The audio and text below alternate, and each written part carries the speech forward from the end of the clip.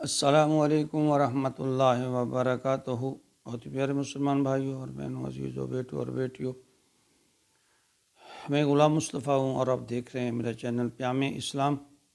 اس پہ درس قرآن کے سلسلہ میں آج کا ہمارا سبق سورۃ المائدہ آیت نمبر 13 ہے۔ اعوذ باللہ من الشیطان الرجیم، بسم اللہ الرحمن الرحیم۔ فَبِمَا نَقْضِهِم مِّيثَاقَهُمْ لَعَنَّاهُمْ وَجَعَلْنَا قُلُوبَهُمْ قَاسِيَةً يُحَرِّفُونَ الْكَلِمَ عَن مَّوَاضِعِهِ وَنَسُوا حَظًّا مِّمَّا ذُكِّرُوا بِهِ وَلَا تَزَالُ تَطَّلِعُ عَلَىٰ خَائِنَةٍ مِّنْهُمْ إِلَّا قَلِيلًا مِّنْهُمْ فَاعْفُ عَنْهُمْ وَاصْفَحْ إِنَّ اللَّهَ يُحِبُّ الْمُحْسِنِينَ۔ جیسے کہ میں نے پچھلے سبق میں یہ عرض کیا تھا کہ یہاں اللہ رب العزت اب بنی اسرائیل کے عہد و پیمان کا تذکرہ فرما رہے ہیں،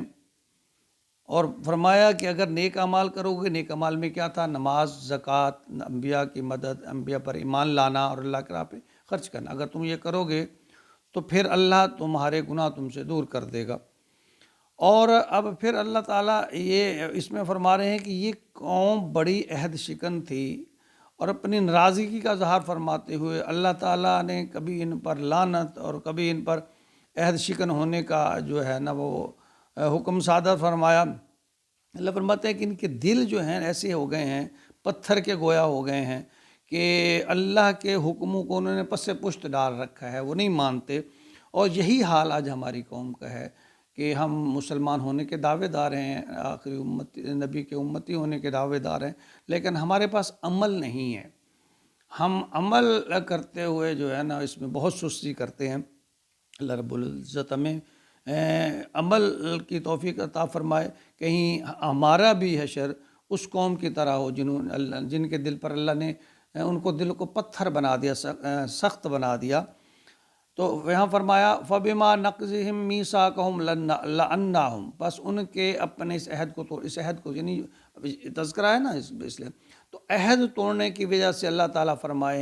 رہے ہیں فَبِمَا نَقْضِهِم مِّيثَاقَهُمْ، جو انہوں نے میثاق کیا تھا، وعدہ کیا تھا، اس کو توڑ دیا۔ لَعَنَّاهُمْ، اللہ ان پر لعنت کر رہے ہیں، لعنت فرمائی۔ اور یہ اللہ کا قانون ہے، لعنت اللہ علی الکاذبین، اللہ کی جو جھوٹے ہیں اس پر اللہ کی لعنت، جو وعدہ پورا نہیں کرتے، جو جھوٹے ہیں۔ تو اس سے پہلے یعنی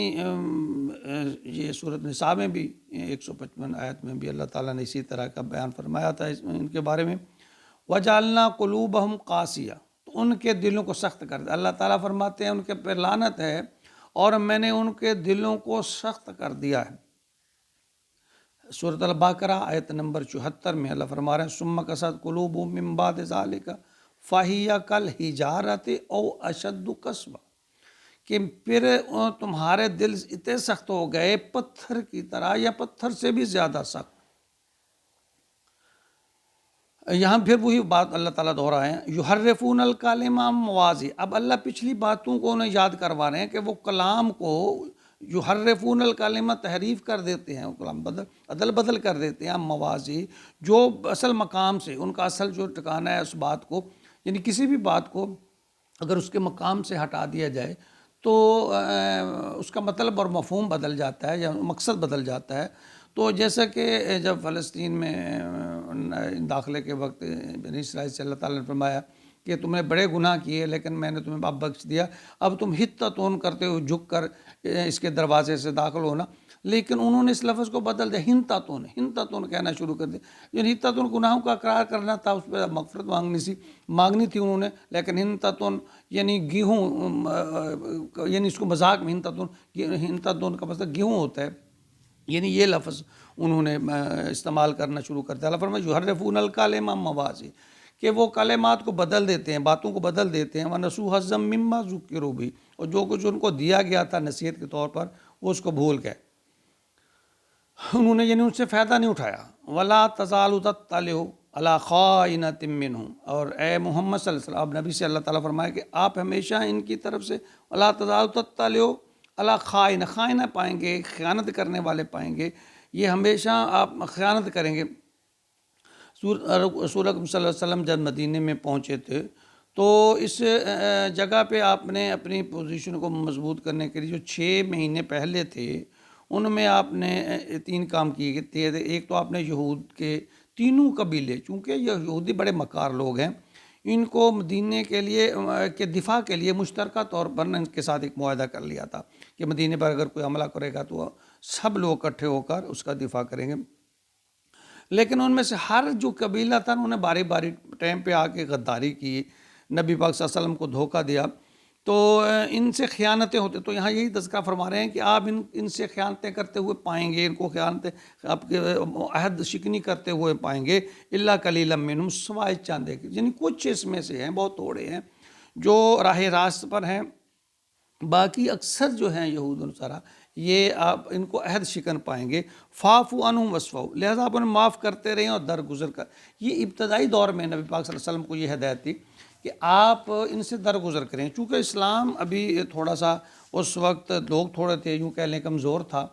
دفاعی پوزیشن تھی، یعنی کہ دفاع اپنا کرنا اس وقت مسائل تھے، اسی لیے تو نبی پاک صلی اللہ علیہ وسلم مکہ سے ہجرت کر کے مدینہ گئے تھے۔ تو آپ نے اللہ تعالیٰ فرما رہے ہیں کہ آپ نا وقتی طور پر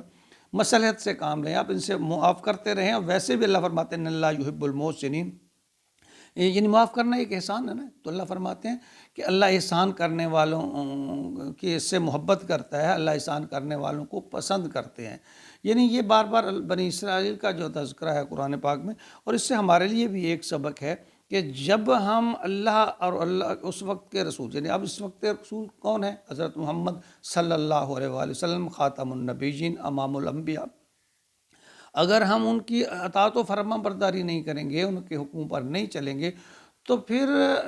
اللہ فرما رہے ہیں تمہارا حشر بھی پھر سابقہ جو اقوام ہیں انہی کی طرح ہوگا۔ تو اس لیے ہمیں چاہیے کہ اگر ہم دعوے دار ہیں، جس طرح ہمارے نبی سب سے افضل ہیں، امام الانبیاء ہیں، تو اس لیے